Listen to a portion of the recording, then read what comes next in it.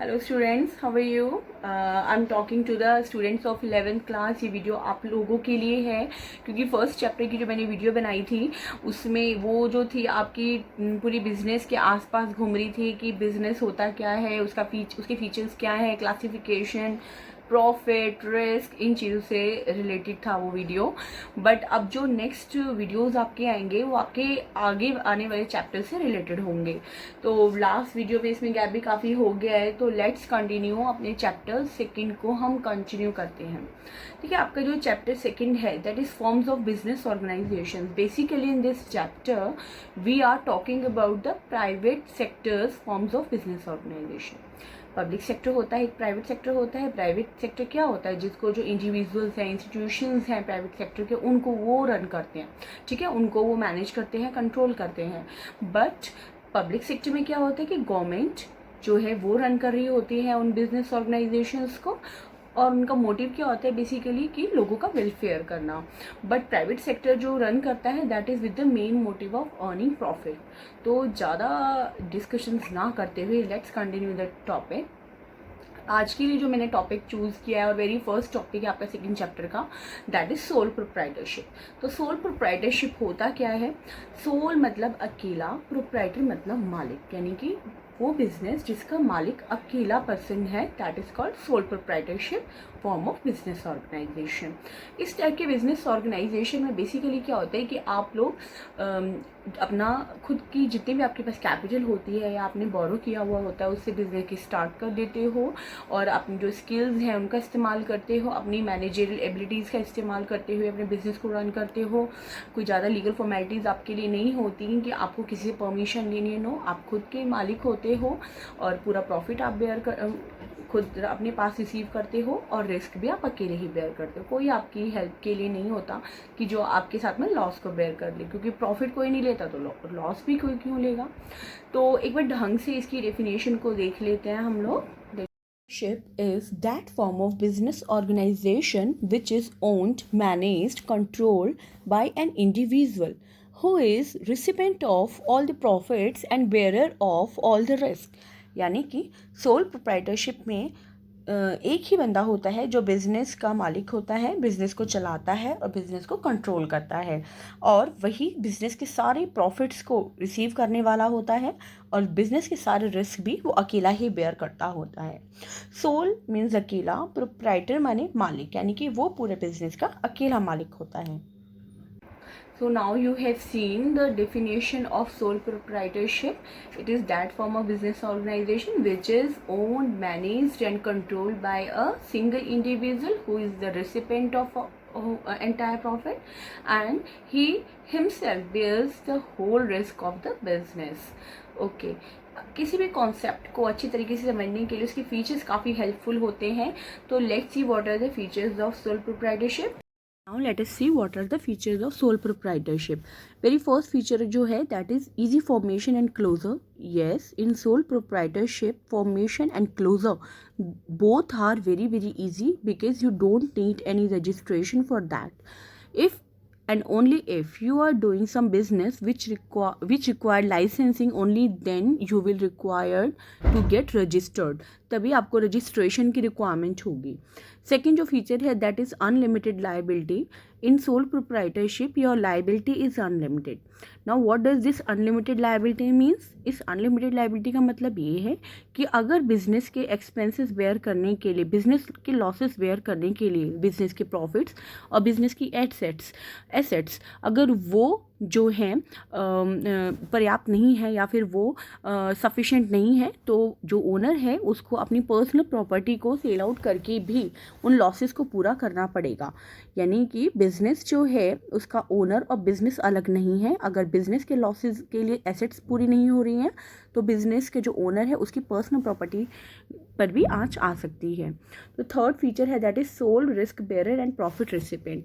In sole proprietorship, there is only one person who is the owner of the business.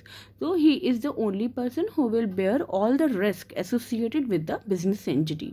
यानी कि वही बंदा अकेला पूरे बिजनेस ऑर्गेनाइजेशन से रिलेटेड रिस्क को, जितना भी रिस्क है वो अकेला ही बेयर करेगा, and in return he will be the only person who will receive the entire profit of the business organization, और वो बदले में पूरे बिजनेस का जो प्रॉफिट होगा उसको अकेला ही रिसीव करने वाला होगा। नेक्स्ट जो आपका फीचर है that is control, absolute control. Yes, in sole proprietorship there is absolute control of the business owner. जो सोल प्रोप्राइटर है उसका पूरा कंट्रोल होता है, वही अकेला बंदा होता है जो बिजनेस को कंट्रोल करता है, उसके कंट्रोल से बाहर कुछ भी नहीं है। So he is the only control of the business, सारे decision making everything he does only by himself only. Okay, जो नेक्स्ट फीचर है that is no separate entity. Yes, as I have told you earlier कि business और उसके owner को अलग नहीं माना जाता। सेम है कि बिजनेस की अपने ओनर से अलग एंटिटी नहीं होती, सेपरेट एंटिटी कानून की नज़र में नहीं है। बिजनेस का ओनर और बिजनेस दोनों एक ही हैं। अगर बिजनेस का ओनर बिजनेस का नाम भी कोई अगर दूसरे नाम के ऊपर रख लेता है तो इट डज नॉट मीन कि बिजनेस और उसका ओनर अलग अलग हो गए। No, they are still same, और बिजनेस की एक्टिविटीज़ के लिए जो ओनर है ही विल बी लायबल, वही लायबल कहलाया जाएगा। नेक्स्ट जो फीचर है that is lack of business continuity. Yes, अगर बिजनेस के ओनर को कुछ भी हार्म पहुंचता है, यानी कि अगर जो बिजनेस का ओनर है उसकी डेथ हो जाती है, इंसेन हो जाता है, इम्प्रिजनमेंट उसको हो जाता है, या फिजिकल एलिमेंट कुछ ऐसी हो जाती है, या बैंकक्रप्ट हो जाता है, तो जो बिजनेस है वो भी वहीं पर एंड हो जाएगा। मीन्स कि अगर ओनर ही बिजनेस को रन करने की कंडीशन में नहीं है तो देयर इज़ नो वे कि वो बिजनेस आगे रन कर सके। तो these were the features of sole proprietor. See features जो हैं वो आपने देख लिए हैं, जिससे आपको कॉन्सेप्ट पूरा समझ में आ गया होगा। देखो इसमें कुछ टर्म्स जो है उन पे आपको बहुत ध्यान देना होगा। जैसे अनलिमिटेड लायबिलिटी है, उसका मतलब बच्चों को कई बार एंड तक समझ नहीं आता। तो I must let you know unlimited liability की पूरी लायबिलिटी आपके ऊपर है। आपका बिजनेस रन करता है नहीं करता है, आपके लॉसेस जो भी है या जो भी आपकी ऑब्लिगेशंस बनती हैं उसके लिए आप खुद ही जिम्मेदार हो। अगर बिजनेस में इतना पैसा नहीं है कि आप अपनी लायबिलिटीज़ को पूरा कर सको तो फिर आपको अपनी पर्सनल प्रॉपर्टी सेल आउट करके भी उन लॉसेस को पूरा करना पड़ेगा। लायबिलिटी अनलिमिटेड मतलब पर्सनल प्रॉपर्टी पे भी आंच आ सकती है। Got it? तो ये कुछ टर्म्स हैं जिन्हें आप ध्यान रखना, और इस चैप्टर को करते हुए आप लायबिलिटी वर्ड तो ना actually I must tell you कि हर एक टॉपिक में इस चैप्टर की यूज़ होने वाला है।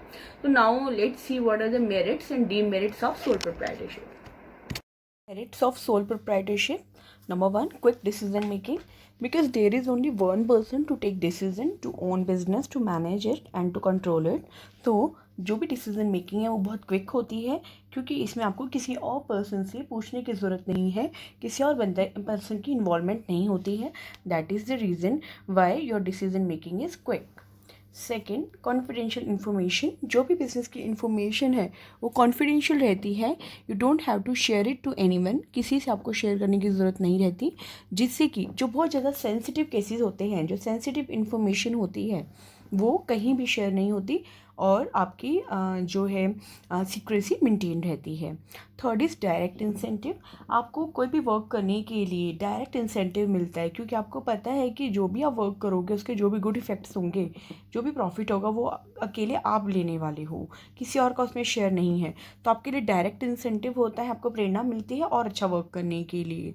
फोर्थ है सेंस ऑफ एकम्प्लिशमेंट, क्योंकि बिजनेस के सारे रिस्क आप बेयर करने वाले हो, प्रॉफिट सारे आप रिसीव करने वाले हो।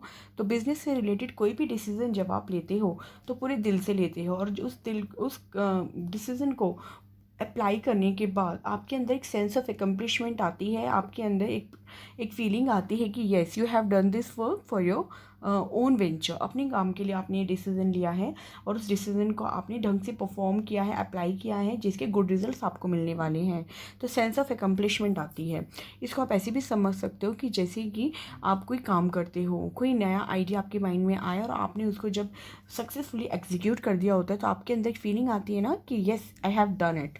तो that is the same feeling which a sole proprietor can enjoy. Fifth is easy formation and closure. Sole proprietorship को बनाना और ख़त्म करना बहुत ज़्यादा ईजी होता है। ये सोल प्रोप्राइटर की विल के ऊपर डिपेंड करता है, तो इसका formation and closure both are very easy. Limitations of sole proprietorship. Number 1 is limited resource, क्योंकि एक ओल्ड जो सोल प्रोप्राइटरशिप होता है, सोल प्रोप्राइटर जो होता है वो अकेला बिजनेस रन कर रहा होता है, तो उसके पास जो भी कैपिटल होती है, जो भी उसने बोरो किया होता है उसे वो बिज़नेस में लगा देता है। तो लेकिन ये जो कैपिटल होती है काफ़ी लिमिटेड होती है, क्योंकि अकेले बंदे की जो कैपेसिटी है, जो भी उसके रिसोर्सेज हैं, दे विल बी लिमिटेड, और ज़्यादा लोगों के रिसोर्सेज होंगे ज़्यादा। तो इसीलिए सोल प्रोप्राइटर में क्योंकि अकेला बंदा है तो उसके रिसोर्सेज भी लिमिटेड होते हैं।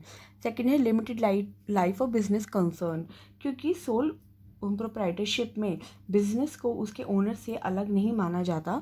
तो जैसे ही बिजनेस के ओनर को कुछ प्रॉब्लम होती है, मान लिया वो इंसेन हो गया या फिर बैंकरप्ट हो गया या उसकी डेथ हो जाती है, तो बिजनेस भी आपका ख़त्म हो जाता है। तो लिमिटेड लाइफ है, ये नहीं है कि बिजनेस के ओनर को कुछ भी हो जाए बिजनेस आपका रन करता रहेगा। थर्ड है अनलिमिटेड लाइबिलिटी। आपको पता है ये लाइबिलिटी अनलिमिटेड होती है, यानी कि बिजनेस के रिस्क और लॉसेस को बेयर करने के लिए, पूरा करने के लिए जो ओनर की पर्सनल एसेट्स है उसको भी यूज़ किया जा सकता है।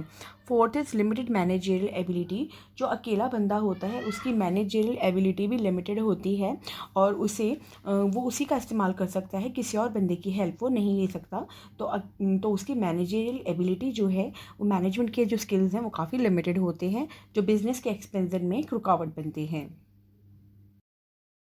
After watching limitations and merits of sole proprietorship, तो आप लोगों को ये फॉर्म अच्छे से समझ में आ गई होगी। इसके अंदर क्विक डिसीजन मेकिंग होती है, आप अकेले बिजनेस के मालिक होते हो, सारे डिसीजन आप खुद लेते हो, सीक्रेसी मेंटेन रहती है, कभी भी बना सकते हो, कभी भी बिगाड़ सकते हो बिजनेस को, कॉन्टीन्यूटी नहीं होती है, मतलब मैनी मोर। काफ़ी कॉन्सेप्ट आपको इसके समझ में आ गए होंगे। तो देखो मैं आपको बताती हूँ, जैसे कि एक कोका कोला है, ठीक है, ये जो है जब ये स्टार्ट हुआ था सोल प्रोप्राइटरशिप से ही स्टार्ट हुआ था। इसको जब इन्वेंट किया गया था, बेसिकली एक ड्रिंक था जिसको मग्स में बेचा जाता था, ठीक है। और मतलब जिस बंदे ने एक्चुअल में स्टार्ट किया था ना, उसने अपना बिजनेस बहुत कम पैसों में किसी को सेल आउट भी कर दिया था। उसके बाद काफ़ी लंबे टाइम बाद जाके इसने कंपनी फॉर्म का जो है रूप लिया था। तो सोल प्रोप्राइटरशिप में अगर आप हो तो it is not like that कि आप हमेशा उसमें ही रहोगे। No, you can expand your business. आपको लगता है पोटेंशियल है तो डेफिनेटली आप अपने बिजनेस को एक्सपेंड भी कर सकते हो। तो मतलब आप लोग आई थिंक समझ गए होंगे कि सोल प्रोप्राइटरशिप के अगर कुछ मेरिट्स हैं तो डीमेरिट्स भी हैं, लिमिटेशंस भी हैं। आपके पास कैपिटल इतनी नहीं होती है, ठीक है, आप छोटे स्केल पर बिजनेस कर सकते हो, बड़े स्केल पर आप बिजनेस नहीं कर सकते हो। So keeping all these things in mind, आप लोग सोल प्रोप्राइटरशिप के टॉपिक को रिवाइज करना अच्छे तरीके से। And in next video we will discuss joint Hindu family business. Till then stay safe and thanks for watching.